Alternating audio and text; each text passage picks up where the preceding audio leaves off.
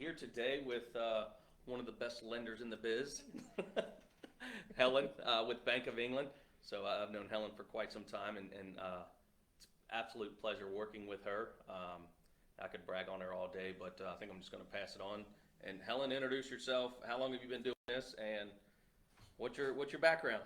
Well, first, thank you both for having me here and asking me to do this with you. But I'm Helen Ruehmer.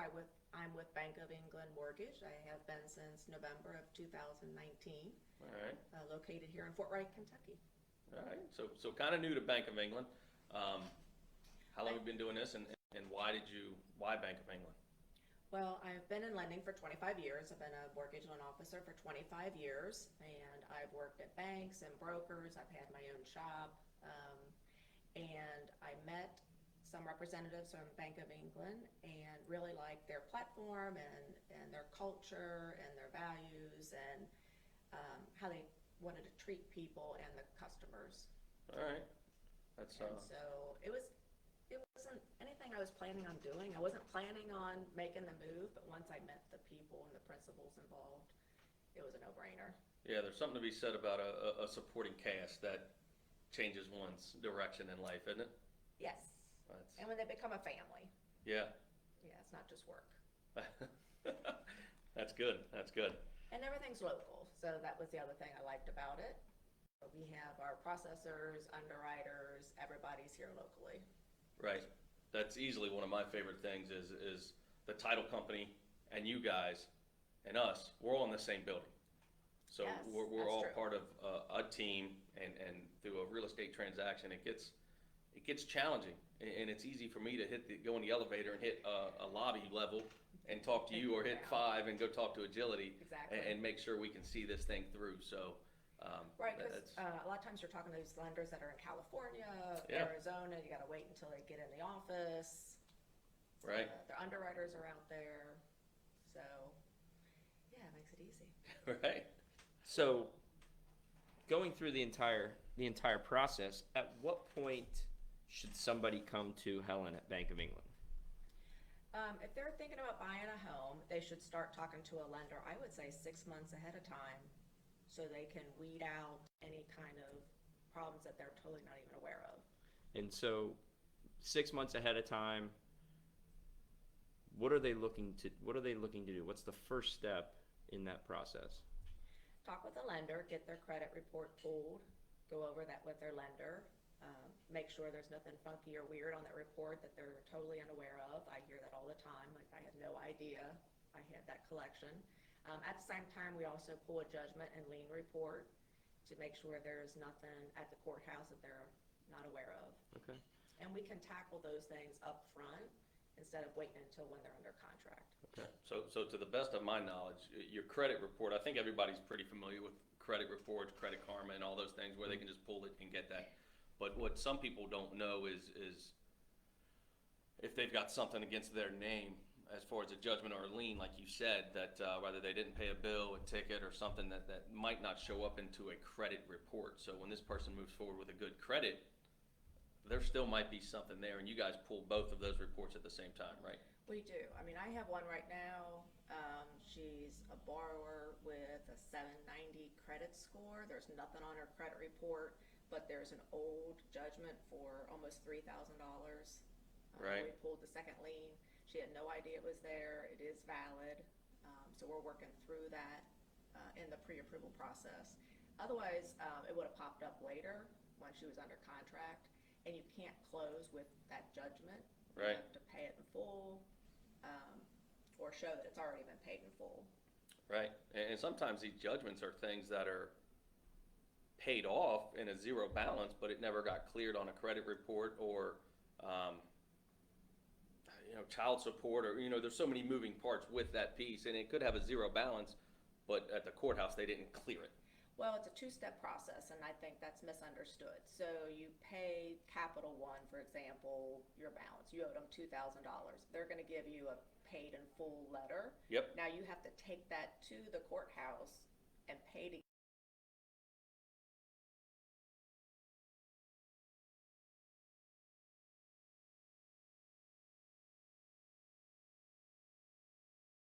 That buyer's good to go. Yeah, and not all lenders do that. And we pull all three credit reports, Experian, TransUnion, and Equifax. A lot of lenders, to save money, will only pull one. Mm-hmm. And not all creditors report to all three. Not all collection companies report to all three. So if they just pull TransUnion, then they go under contract. Now they're going to pull Equifax and Experian. They might find a $2,000 collection or a mortgage that's past due because they didn't pull all three up front. Right. And that's a cost savings. Because honestly, we talk to a lot of people, and a lot of them don't either buy a house, so people don't want to spend that money up front. Right. I would say our credit card bill is, it's thousands of dollars a month that we don't get any money for. So, but people don't pay for that. So what people don't understand is credit scores are not free. So even if you go to annualcreditreport.com, which is the federal site to get your annual credit report, there's no scores with it. You just get the itemized list of all your debts. And if you want to get the score, you have to pay them for the score. So same way for me. When I pull a credit, I have to pay to get the scores. Interesting. Now you're going to ask, I'm sure, why are there free credit reports out there? Yes. Those numbers are not real scores. They're kind of consumer blended scores. But the reason why they're free is because they're really sites to sell credit cards and signature loans. Somebody's looking. People are Buying that information to they're see buying if that you're pre-approved. information, Yeah. but also they're getting targeted ads. Mhm. When you go under Credit Karma, you're going to get an ad for different charge cards or installment loans, signature loans. So it's a place to sell stuff. So it's really not. So we get the credit score, we take care of liens. At what point are we saying we're able to write a pre-approval letter or pre-qualification? So a pre-qualification is when I'm chatting with somebody on the telephone, they're telling me about their income, they're telling me about their debts, how much money they got in the bank. I pull the credit report, everything looks good. That's pre-qualification. Okay. A pre-approval is when I see the financial documents to back up what they told me verbally. Now, sometimes people don't know what they make. And it's not that they're lying or trying to be misleading, is they truly have no idea how much money they make. And so they'll say they make $50,000, but then when I get the pay stubs, W-2s, it's more like 45, and that 5,000 can make a big difference when they're trying to push. So looking at the two from our perspective, I have a house that is listed, and I've got, in this market, a zillion buyers that are coming through, and somebody hands me a pre-qualification letter or somebody hands me a pre-approval letter. In your opinion, am I to say the pre-approval letter is better or is higher standing than what a pre-qualification would be? Pre-approval is the most important thing versus a pre-qualification. Okay. And people sometimes think it's the same thing, and Right. it's not. So when you read the pre-qualification letter, it normally says contingent upon seeing pay stubs, bank statements, W-2s, like they haven't seen anything. Okay. So pre-approval is when they've seen all those documents. So they're approved, they're ready to go. Qualified is, I guess every football team to start a season qualifies Yes. to play, Yeah. but only a few are approved to go on to the next level. Right? They're approved Right. for the playoffs with their record because they did everything required of them. And I think Right. that's I think that's an awesome explanation of the differences, because if you're looking at the two, again, from our perspective, I want a serious buyer Yes. to purchase the home that I'm listing for my seller. If I'm just calling Helen on the phone and saying, hey, I make X amount of dollars and I've got great credit. Oh, you're pre-qualified. Yeah, congratulations. No, I want the person that's turned in the pay stubs. Yes. We've got the credit score. And what I try to do on my letters, I've seen all three credit bureaus and I've seen the financial documents, because I want that listing agent to know that I've seen all those things. Okay. Very good. And so we've got a pre-approval letter. The next step, for us is to find our clients a house. right? In this market, it is extremely difficult to buy a house. Not maybe from your perspective, but just in generalities, there are millions of people out there right now that are trying to buy 500 homes. 500 homes. Yes. Right. What, in your opinion, would help us, more importantly, the prospective buyer, in terms of getting a contract, winning in multiple offers? Good question. I think, well, if I was a seller and a listing agent, I think I'd want to be dealing with a local company.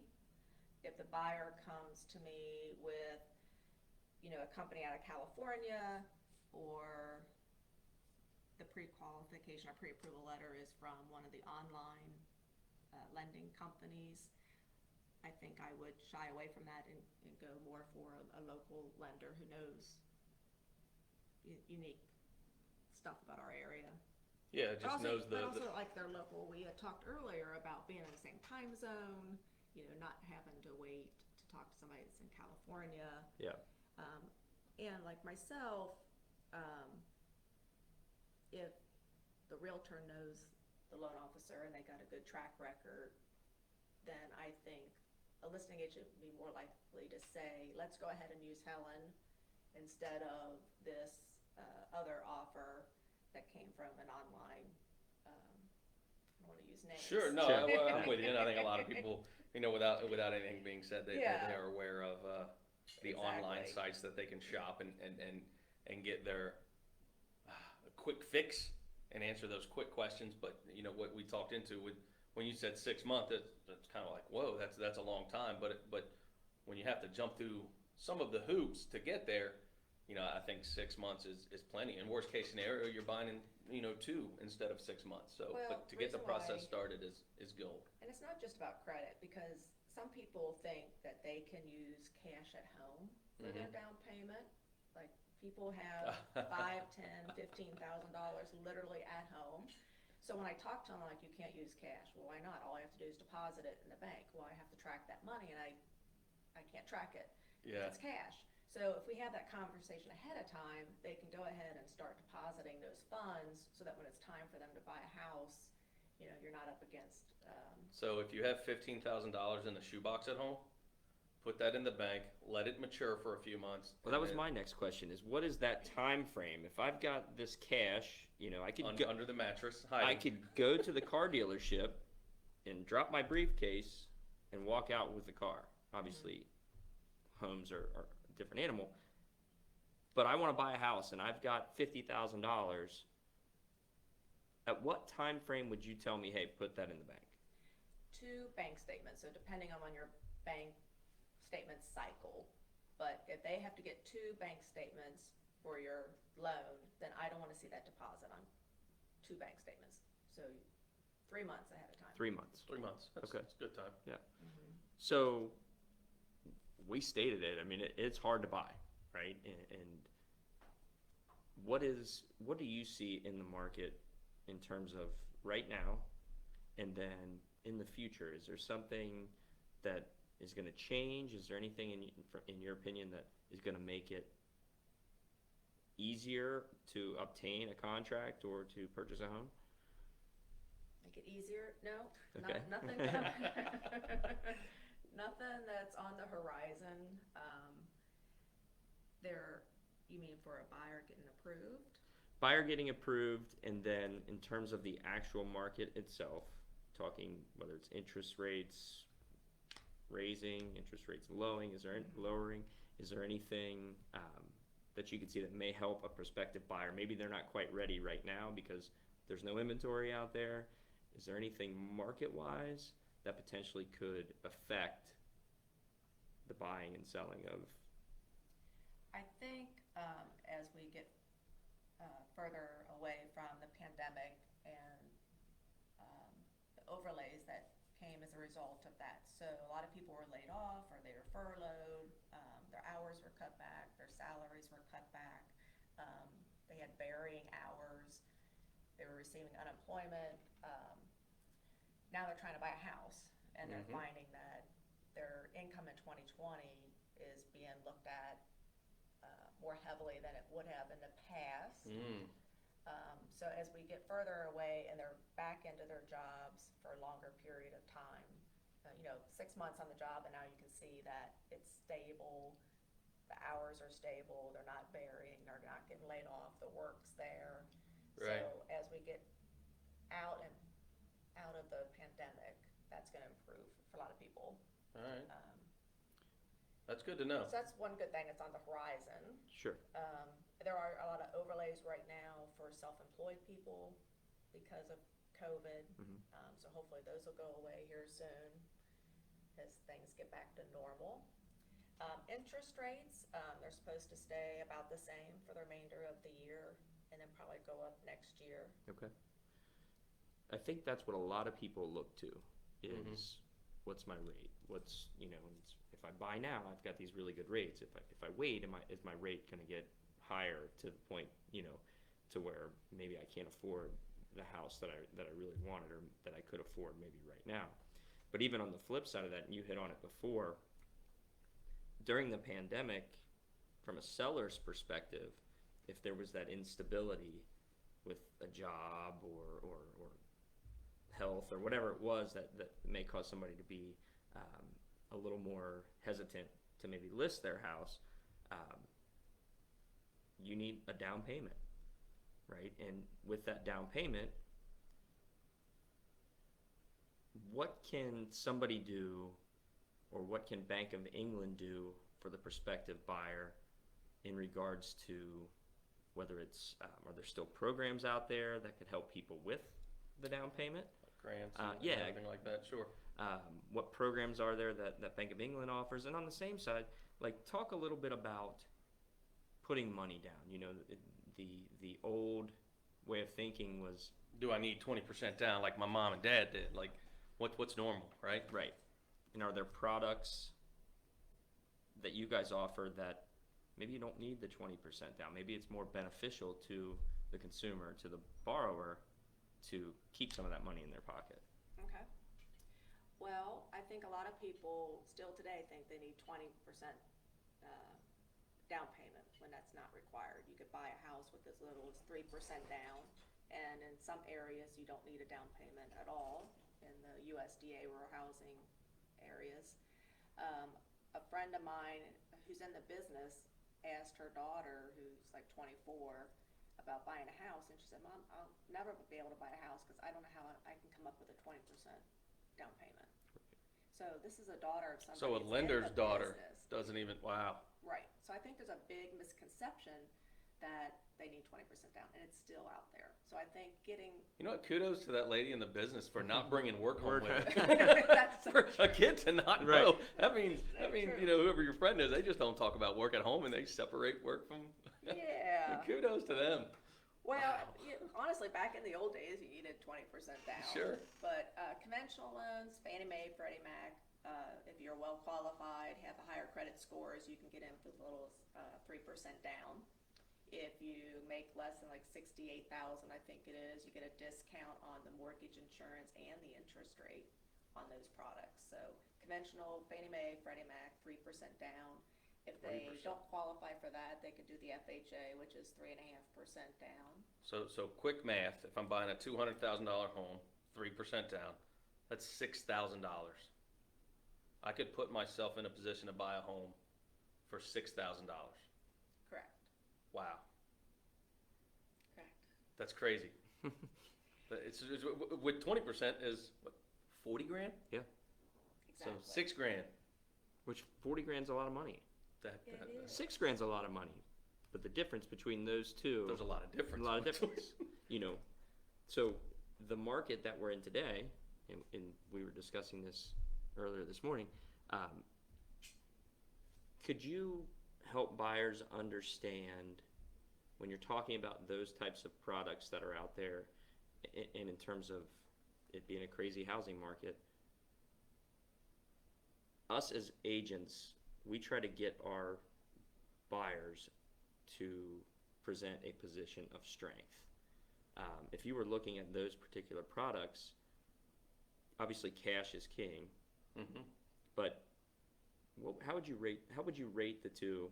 One, in terms of strength, but two, also, not everybody can put 20% down via conventional loan and has an 800 credit score. Correct. So let's help buyers understand that, one, it's not the end of the world, but also help them understand that, hey, if you can get here, you're in a much better position than this down here. Okay. So talk about the down payment options. Sure. So it can come from checking and savings. It can come from a gift from a relative or a close personal friend. People sometimes will do a 401k withdrawal, which I don't necessarily agree with, but that's an option as well. And then there's some grants available on both sides of the river, and some state agencies offer some funds as well. So even if you need $6,000, you could probably get that from Dad, either mom or dad. Well, mom and dad, or you can get it from Kentucky Housing Corporation, All right. Ohio Housing Finance, Communities First. There's just different programs. And where there's you can get OFA in Ohio.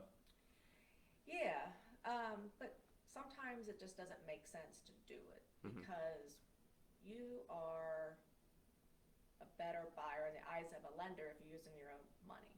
So once you're getting a gift or a second mortgage for a down payment, it adds a layer of risk. And sometimes with the layer of risk comes a higher interest rate. Okay. So Communities First over in Ohio, you can get 10 grand from them to help you with down payment, closing costs, and prepaids. But the interest rate is, I think today is like 4.25, 4 3/8. Yeah. So you can get the lump sum down to put yourself in a position to pay significantly more over the life of the loan or monthly than if you just bring your own $6 grand to the table in the first place. You're going to get a 3.5 rate, which your monthly mortgage will be less. Exactly. Yeah. So a lot of people have funds in the bank, but then they'll ask about the grants or other things available, and then I'll show them that, yeah, you can get that, you qualify for that, but the rate's going to be higher. Right. So some programs have a higher rate, some don't. Because there's a lot of buyers out there that'll get that pre-qualification letter, which is the lesser of the letters, and they get excited, and then they start to get desperate, and they look into programs like this to where they're so amped up to buy that they'll buy at any cost, and literally any cost. That they'll borrow that, they'll get those grants or loans or whatever for the money down, and then they'll get that 4% instead of their mortgage payment being $1,100 a month. Now they're about $1,500 a month. So it just Probably doesn't not make that sense to much, get well. But 4% is still really good. In comparison, yeah, It's still for really, really good. It's cheap money. right. And so I think we talked earlier about, like, I personally wouldn't put 20% down right now. I want to keep my money in the market. Sure. So once you put that money into the house, it's not earning any money for you, and you can't get it back out unless you sell or get some kind of equity loan, right, or a cash out refinance. I bought a few years ago, and I put 10% down, and I kept my rest of my money in the market, making well more than 3 or 4%, right? Let your money make money, right? Yeah, and sometimes people need to keep money back for reserves, or they need to keep money back because they're going to do renovation. From a buyer's perspective, without putting the 20% down, they would have mortgage insurance, correct? Private mortgage insurance if it's a conventional loan, yeah. So I think from my experience, there's a stigma there about mortgage insurance. What are your thoughts? I think it's a great thing, and it is what allows people to buy homes with less than 20% down. And why is that? It lets the lenders know that the loan is insured, because in the old days you had to have 20% down, and then they came up with this idea, well, if we insure it, it's less likely to go into foreclosure, or if it does, we will get our money back.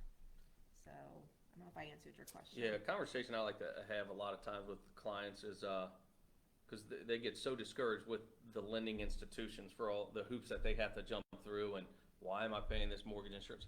So I always just put it right back on them and say, hey, if you're lending somebody $400,000, what measures would you take to make sure you get your money back? You're going to find out everything you can about that person. And if that person were to have that, if you were able to put insurance on that $400,000, would you? So just flipping the script on them, yes. If I'm lending someone $400,000, I want to make sure that's insured because I want my money back. Because we don't know what events are going to happen in life to where someone could default on a loan, whether it's job or somebody gets sick or whatever the case may be. You're going to insure your money, and you're going to make someone jump through hoops before you lend $100,000, Right, $10. It's a lot of money. So yes, it is a lot of money. So it's when the banks ask for this information, you would do the same, and then if they want that money to be insured, you would do the same. True. I think from a buyer's standpoint, what I hear a lot is, I really don't want to pay a PMI. It's going to add, I'm throwing a random number out here, but $50 to my monthly payment. And a lot of the home prices are so high, that folks that maybe were buying, first-time home buyers that were maybe buying a $120,000 house, that $120,000 house now is $150,000, $160,000. So the difference, and the rates are better, but the difference in their monthly payment is extremely important to a lot of buyers out there. Right. Where it's not just, the sticker price of what the house is, it's how do I continue to live a comfortable life making my mortgage payment.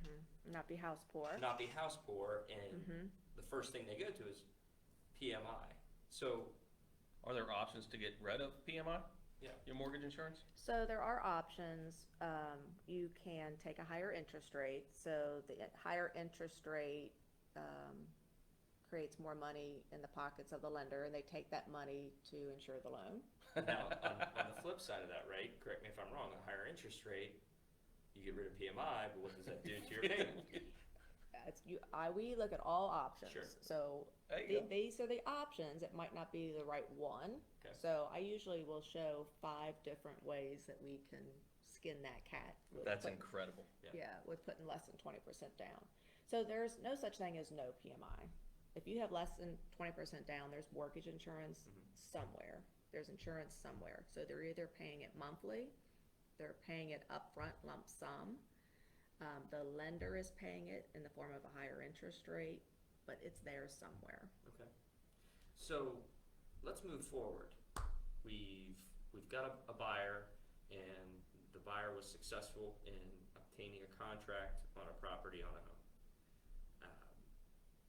Take us through, the lending side of things, and what does Bank of England do from that point forward? Oh, people would be totally surprised about what goes on behind the scenes when somebody's under contract. So there's over 800 steps involved. I call it housekeeping, but it's things that you're totally unaware of. Sure. We are very calm. It's that old duck thing. So yes, everything's fine, but underneath Underneath we're you're doing all treading kinds hard. of stuff. There's usually over 40 people involved in the process. So anyway, we tell people to go ahead and get their inspections scheduled. We'll start working on the loan. Some people want to wait until the inspections are over before we order the appraisal. So that's up to the buyer and the realtors if they want us to order it right away. And they should start shopping for their insurance. That's something that they shop for, and I'm talking about their property insurance. So kind of like car insurance, but for the house. Sure. Because that's part of the house payment. So the sooner we know that figure, the faster we can get things wrapped up and give them a better estimate of what the total payment's going to be. So getting their whole house inspection scheduled and start working on their insurance is their first steps. So let's back up, because you hit a good note, and talk a little bit about appraisals. Tell us, one, the appraisal process kind of from your perspective and where you stand, and help folks out. Well, we as lenders are no longer allowed to speak with the appraisers. Back in the day, there's a lot of lenders and appraisers and realtors in cahoots together. inflating values of homes. So we're not allowed to talk to lenders or appraisers. We're not allowed to specify send out Joe or send out Tom. They have to send them on a rotation. And most companies now use a management service, so to keep it even further separate from the process. How does that work? We place the order with a third party, a management company, and then they in turn place the order with an appraiser. Okay. So they are truly, Contracted out. yes, it's so, because you hear all the time, deal with this lender and man, the appraisal went back. Well, it's not Helen's fault. It's not Bank of Right, England's fault. so that's a great point, because even That's a good point. when they send the report in, they have to send in a certificate that says this was an independent appraisal and that they don't work for the lender, they're not in cahoots with the lender. Yeah, it has to be totally separate. So they are contracted, third-party people, they will send an invoice when we get the report. Okay. So we get the appraisal, everything checks out, we're good to go. You've got your 40 people that are working on it. 800 stats. What, from a buyer's perspective, at that point, what are a couple of things that are required of them once they've hit that process? Can they go buy a new car? No, they cannot buy a new car. And so we always tell people not to open up any kind of new credit account, whether it be a charge card or an installment loan or buy a car. You don't want to do anything because it could either delay the closing or end up making it so that you are declined. So don't go and apply for a credit card at the Reds game just so I could get the blanket or the helmet. Right.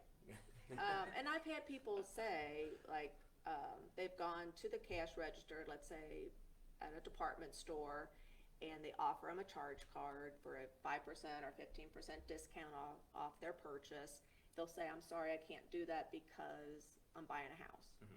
And the cashier will say, that's okay, like, we open it, and then you can go right over there to the customer service and pay the bill. Like, you'll never have a balance. But that inquiry is there, so we get notified that there's an inquiry. Even if you paid it, even if you walked from the cash register and paid it at the customer service station, you've opened up a new account, there was a balance, and now we've got to get the account number. We've got to verify with the credit bureaus that you paid it, with the balances. That takes time. Which that takes me down another path. So, and I hear this a lot from buyers and consumers that they've already shopped their lender, and then I say, hey, check with Helen, who's the preferred lender that I work with all the time. They say if I get that second opinion and they pull my credit score, it's going to, or pull my credit, it's going to affect my credit score.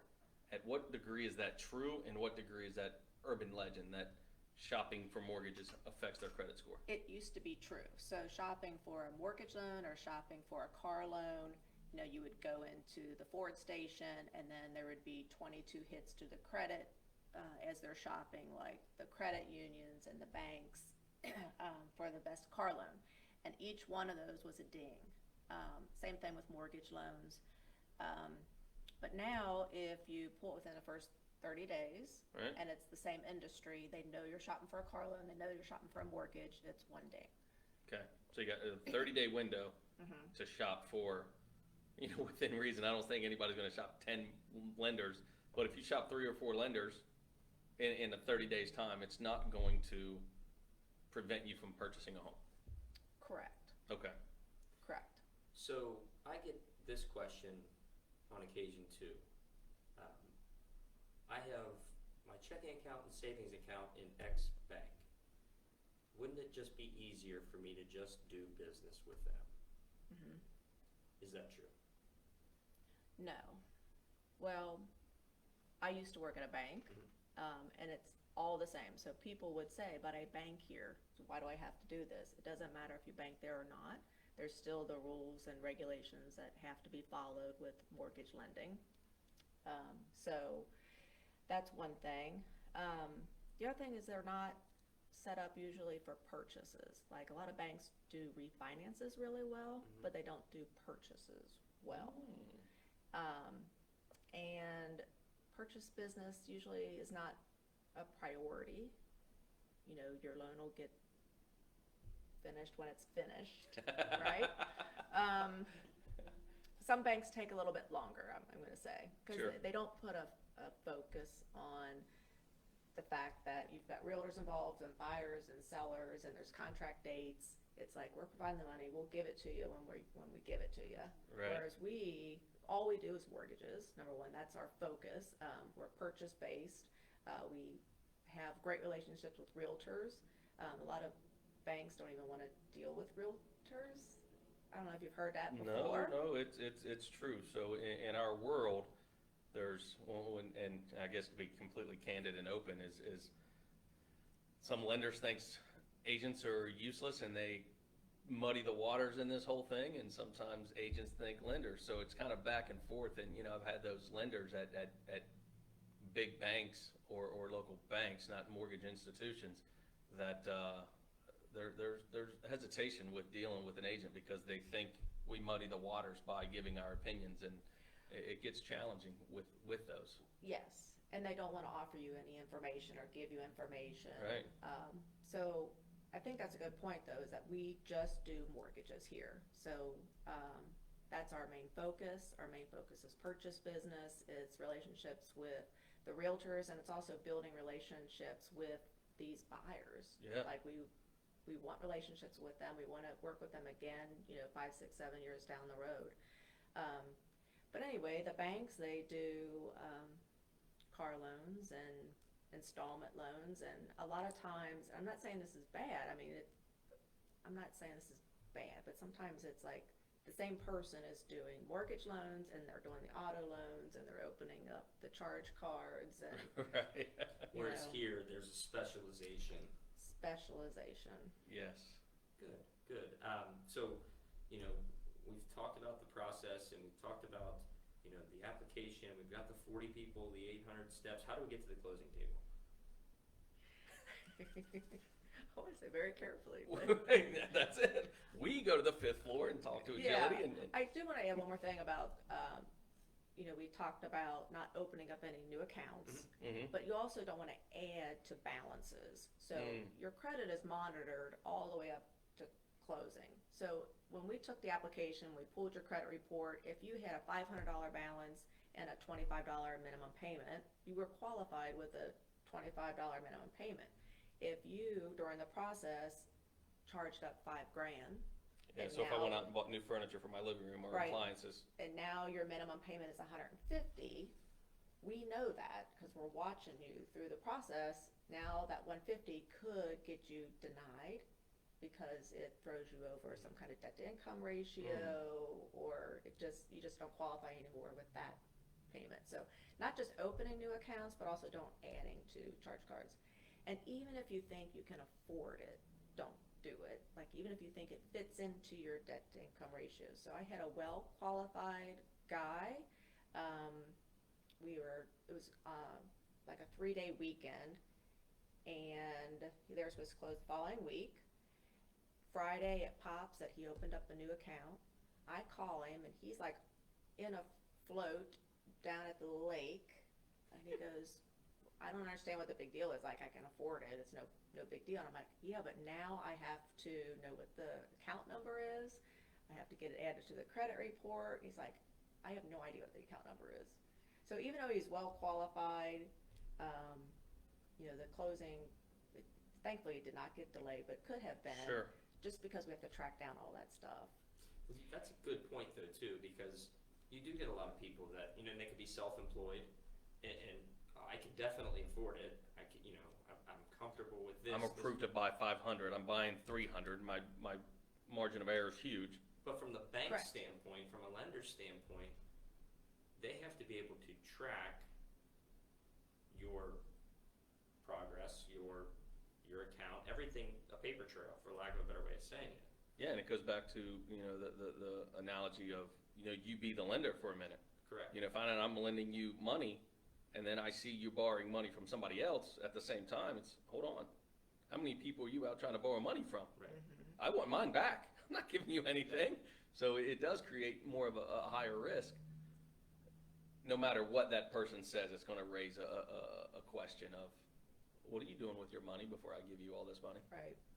So we are aware of a situation where before closing, an inquiry popped for like Ferrari dealership or Lamborghini dealership. I mean, like there was, and he's like, no, I didn't buy anything. You know, I was just looking, I was just playing. Well, after closing, I mean, they even look at you after closing. Yeah. He did buy a car, which had a very large payment, so that got a little Get crazy. my new house and my new Lambo, and Yeah. So I guess they're good for him. for buyers, the key advice would be, don't buy new furniture for your house until after closing. Yeah. Don't buy your Lamborghini, your Corvette till after closing. Right. Yes. After that, it's your money. You do it whatever you want. It's your Until life. then, It's your life. Yes. here's what we need to During do. this process, you're mine, and you're gonna do what I tell you to do, which Just- includes not spending your money. Sure. Yeah, it's just good So- money management at the end of the day, right? Well, part of the approval sometimes is how much money they have in reserves or rainy day funds, right? So they might only need $10,000 for closing, but they've got 15,000 in the bank. Well, that 5,000 is looked at as extra or reserves when you put that through the system, and it's like, you know what, we didn't like them before, but now that we know they've got $5,000 extra, we like them even better, so yes, give them a loan. So Mhm. they're approved with the knowledge that they've got this extra $5,000 going into the closing, kind of like reserves or rainy day funds. Sure. So if they spend that 5,000 by the time we get to closing, it could also make it so that it flips from approved to denied because they don't have those reserves anymore. Right. Because like you said earlier, like, well, what do we care? I can afford it. Right. What do you care? I only need 10. Well, you were approved with 15. Right. So there's some marginal buyers who, like, if I just put in, they need 10 and they have 10, and they're marginal buyers, and it'll spit back, yeah, we don't like that. But if I just up their balance and say, well, what if they have like one house payment in reserves? And I'll rerun it, and it'll come back and say, okay, now we like them. Yeah, so that's interesting as well, because you have an entity to answer to with the underwriting and with that process. So you're going to bat for that person that is borrowing of the best strategy, because ultimately you're borrowing from an investor yourself, Fannie Mae, Freddie Mac, or whatever. So you have to answer to them on where this money's going. And if I'm borrowing from you, you kind of have my back to present to Fannie Mae, Freddie Mac, or whoever that is going to lend the money, that, hey, he's got money here, he's got money there, he can do this, we can do that, and you make me look like a better borrower to the underwriters. I have said before, it's kind of like I'm representing you in front of a jury. Yes, that's a great way to put it. I love it. So I have to pull out all the stops and make you look better than maybe even really you are, so that they, yeah. Oh, So that- yeah, it's kind of like I'm presenting That's you interesting. in front of Okay, a jury. that's a Right. good visual. Yeah, all based on financial stats, so you don't Yes. actually get to meet the jury. Right. No, You know, it's like a Hall of Fame ballot, right? the It's- jury is a calculator. Yes. It Yes. doesn't add up. What does this player, this borrower look like on paper? That's what I want to know, That's great. and Yep. make them look the best that they possibly So can. start 6 months in advance Mhm. to make sure we jump through all those hoops. Pre-qualify is not good enough. Let's go pre-approval, because you're approved, you're good to go. Go shopping, submit that, and then 800 steps. Within 30 days, only shop multiple lenders within 30 days. Correct. Yes. And a lot of the time is spent just in hurry up and wait mode. So the borrowers are like, well, what's going on with my loan? Like, you're in that hurry up and wait mode. Mhm. I know it's stressful. We're doing our thing. But there's not going to be an update every single day. Mhm. You're just sitting there waiting while we do our thing. And that's another good thing that I noticed, you know, with you and with Bank of England, in terms of communication. Mhm. Right, so as your loan is going through all of these different processes, it's not quite 800, right? but we as agents and as borrowers, we're getting a notification. You know, it's kind of, do you remember the cartoon, The Making of a Bill? Right? Yes. Right? Yes. You know, and it was like they walked through like all these steps. Not that silly, but in terms of the email will typically say your loan is here, we filled the application, we've done this, X, Y, Z. And then you get to the end and we're ready to go. Yes. So, and I always love that when lenders do that, because what it does is, and from our standpoint, a lot of times when we hand it off to Helen and Bank of England, like, there's not a whole lot for us. Yeah, we kind of go in the dark as realtors as well. You're So in it's a like hurry get through up and wait inspection, vote. and then it's like, guys, there's a lot of people, and I'm gonna use that all the time. There's 40 people doing 800 steps right now. Yeah. Let them do their job, and we all kind of go in the dark while the background works. And there is I got a ton of emails from Helen of appraisal's been ordered through underwriting, conditional approval. We need one more thing done. So there are those notifications, but yeah, you can't. There's no way to update that every day or. No. But the communication that's there at each stop, at each leg of the race. And as long as the consumer's counseled, I think that, hey, there's somewhat of a dark period now. So we have 2 different systems now that are putting out those updates. So one's more of like a milestone, kind of, we got the contract, we have the appraisal, it was submitted to processing, it was submitted to underwriting, just a tick of milestones. And then the other one actually sends videos to the borrower to explain those things. Like, what does it mean it's in processing? Or what does it mean it's in underwriting? And what does it mean about clear to close? So we send them in tandem. So one's like, here's your milestone updates, and then here's an explanation of what those milestones are. So I pretty much think a clear to close is like the crack of the bat in baseball, right? Yes, it sounds great. Yes, but things can happen. Somebody can rob a home run, right?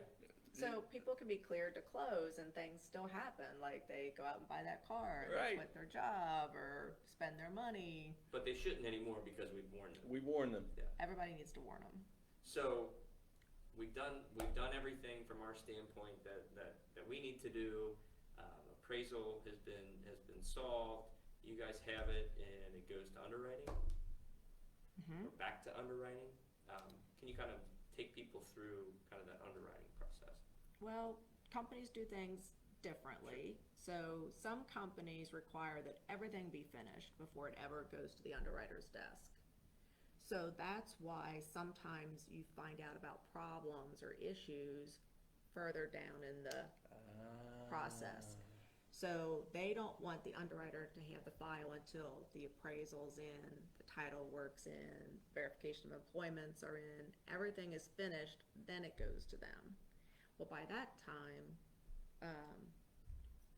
they tell you now, well, employment isn't what is actually we thought it was, and you're coming back to them saying, well, now you're not approved, and you have to do some different things. So we do things differently. We get it to the underwriter as soon as possible. So while we're waiting for the appraisal and the title work, we'll go ahead and submit it to underwriting so we can find out if there's any problems with the borrower that we're not aware of and get those resolved as fast as possible earlier in the process. That's great, because I've had lenders in the past and where my clients saying, can't they just ask me for all of this at one time? I'm sure in my answer, because I didn't know that, I thought there was a uniform process there, but no, that makes sense. So yes, they could, but it'll probably be 3 weeks down the road, and you got more to do. So it's better to have, hey, send it to underwriting and let's get this addressed. So you got your checklist of your 800. Let's get those checked off as we move through this process, instead of, oh no, now we have a whole laundry list at one time to do, which overwhelmed them probably even more so. What I do is I request everything up front within 24 hours of getting the purchase contract. First of all, people are more likely to give you what you need earlier in the process. Sure. Rather than at the end when now they're kind of annoyed, right? Yes. And I get everything I could possibly think of, whether I'm going to need it or not. And that way I've got it in my back pocket.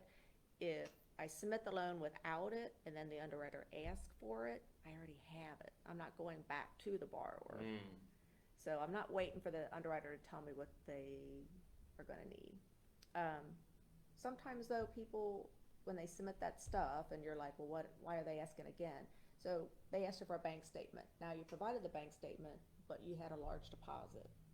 Now they're gonna ask you where that money came from. So there are things later in the process where they're still gonna ask you for more stuff because something popped up that wasn't there before. And that just speaks to experience from you personally. You played this game long enough that it's, hey, guys, I see what's coming. Let's go ahead and get it addressed out of the gate. Stop transferring money back and forth between all your accounts, because I have to track that money. I have to track it. Yeah. And it always amazes me how many times people transfer their monies, like constantly moving their money around. So it's like, stop while you're in the process Yeah. of buying a house, because we have to track it everywhere it goes. I usually try to tell them not to deposit more than $500 at a time, cash, because I can't track cash.